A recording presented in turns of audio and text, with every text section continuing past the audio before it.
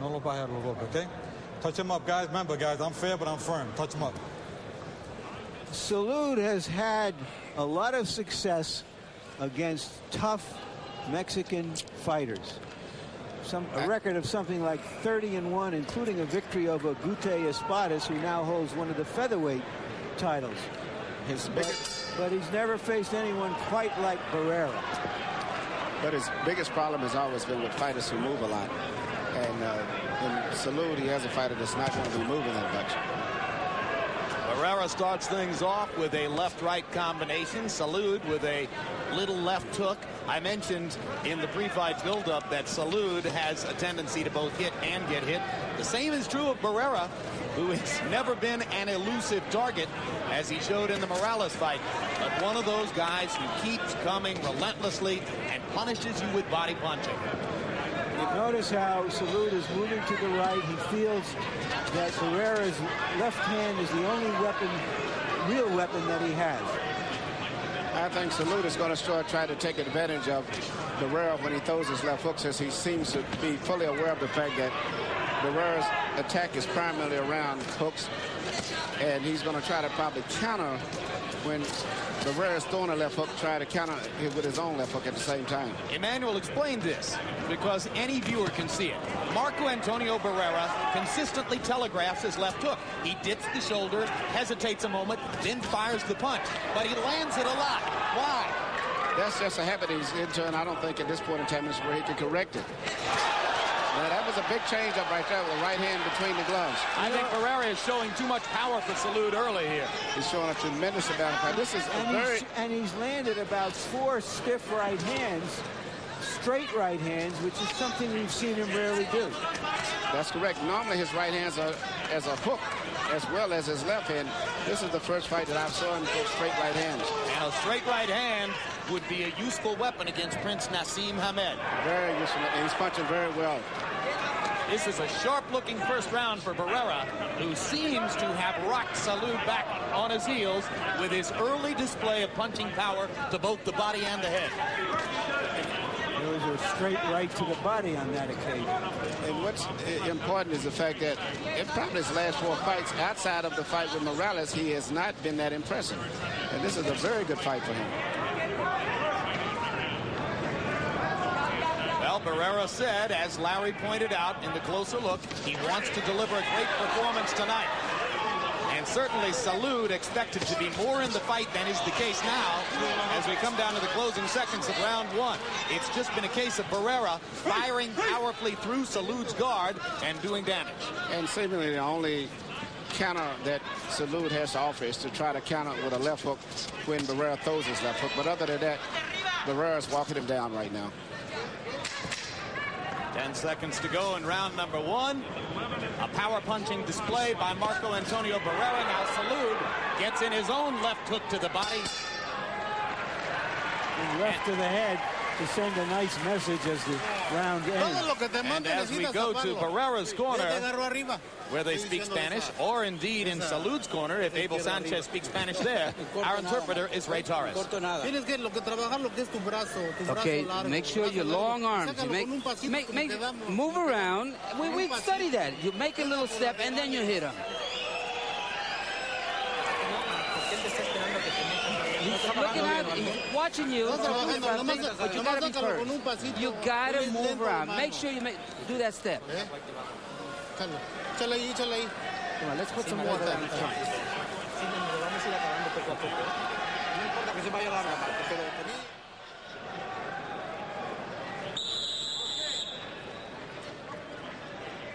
Look of concern on Jesus Salud's face between rounds 1 and 2 as he spoke to Abel Sanchez. So there we see that Barrera has started to use the right hand.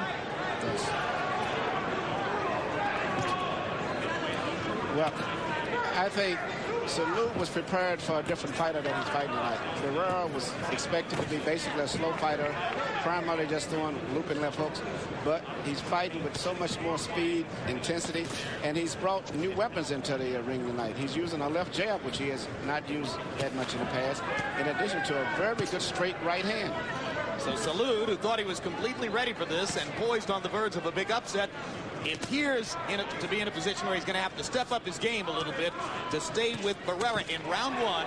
By CompuBox numbers, 24 of Barrera's 36 connects, and that's a big number. 36 connected punches. 24 of them were power shots, meaning hooks, crosses, uppercuts, and body shots. Anything but a jab. The way that Barrera is fighting tonight, he's going to be a big threat for Nassim Hamed, any of the featherweights, our junior featherweights out there. Well, the way he's fighting tonight, his bout with Hamed promises fireworks and should be something to see. It'll be a very explosive fight. The way he's fighting tonight, Hamed might find a reason not to be there on March the 3rd. Salud pot-shotting with a kind of a hook uppercut. Pot-shotting with a kind of a hook uppercut from outside. Barrera a little bit more cautious in this round, not quite as devoted to walking Salud down.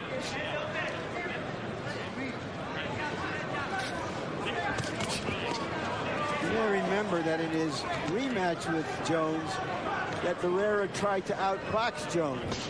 And he did a pretty good job, not good enough to beat Jones, but he has some boxing skills, and he's showing it to us tonight.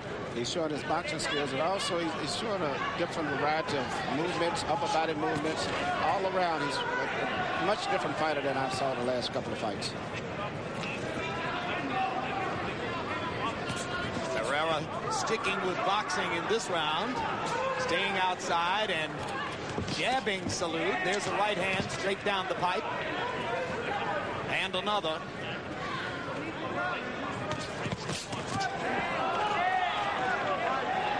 Salud planted his feet. Barrera landed 1 and 2.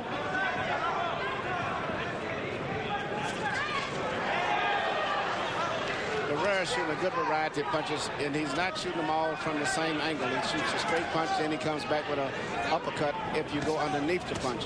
So it's going to be very hard for Salud at this pace to continually to be able to avoid some of those big punches. But Barrera's mixing up his attack very much. He gets such great leverage on that left hook. He can rock you to the body or the head. You see him doubling up there with the left hand. And another right straight down the middle as round 2 comes to a close. Now, we'll change the plan here. Get on his ass. Get right on his chest and work on the inside, but I want you to work short on the inside, okay? Nothing wide. When you go wide, he comes up the middle. He sees you going wide. Okay, I want you to be on the inside. All right?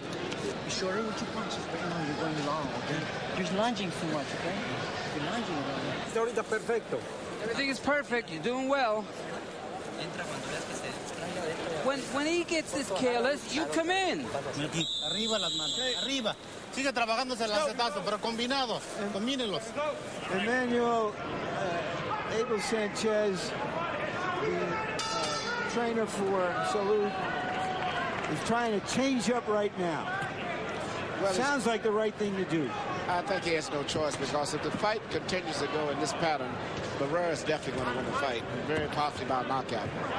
He's doing so many different things right now, and Salud, waiting to counterpunch, is not able to anticipate what he's doing because he's changing up so much. And as a result of that, eventually he is going to get caught with one of those straight right hands down the middle of our left hook. So that was the key moment between rounds. As Sanchez said, little change in plans here, and asked Salud to step inside, get right up in Barrera's chest. Salud doesn't look terribly anxious to do that quite yet. There's another straight right hand that lands on the button for Barrera. And what's good about Barrera's right hand, as he throws the right hand, he comes back with a left uppercut between the middle. Now Salud lands a right uppercut. And here comes Salud trying to get inside Barrera's attack where Sanchez told him to be. So Barrera goes back to the jab and fends him off, and then whips the hook to the body again. And a good right hand upstairs by Salud. Good change up in strategy. Better than waiting until the 9th round to tell him. When he saw what was happening and said, let's go now. Yes, because the fight that they had trained for is not taking place, so they was able to change up. Because Barrera's bringing in so many different things. And instead of waiting, trying to figure out what he's going to do, just take it to him and try to get closer and smother him a little bit. Incidentally, you see the word Tapia on the back of Barrera's trunks. That's not a tribute to the longtime 115-pound champion Johnny Tapia, but rather it's a tribute to Barrera's mother, whose maiden name is Tapia. Triple jab. When have you seen that from Barrera before? Tremendous power, accurate punching for small men. Salud, stepping inside, is able every once in a while to land one shot at a time. But it's Barrera who's landing combinations here much more frequently and landing with considerably more power than the Filipino-born, Hawaiian-raised Salud. Good left hook to the body again. That fancy footwork is movements that I never saw Barrera. Well, you know, Emmanuel, he's a very intelligent young man. Yes, he is. Outside of the ring. Outside of the ring. I never realized how intelligent he's become in the ring. He's applied some of that intelligence. I mean, he's been a pro for over a decade. Yes, he is, and he's fighting now better than ever. You can't fight wars for a decade. Knows himself pretty well, does Marco Antonio Barrera. So bright. He used to talk about going to law school, but now he acknowledges, he says, hey, it's been 8 years since I sat in the classroom. What chance is there that I could handle law school now?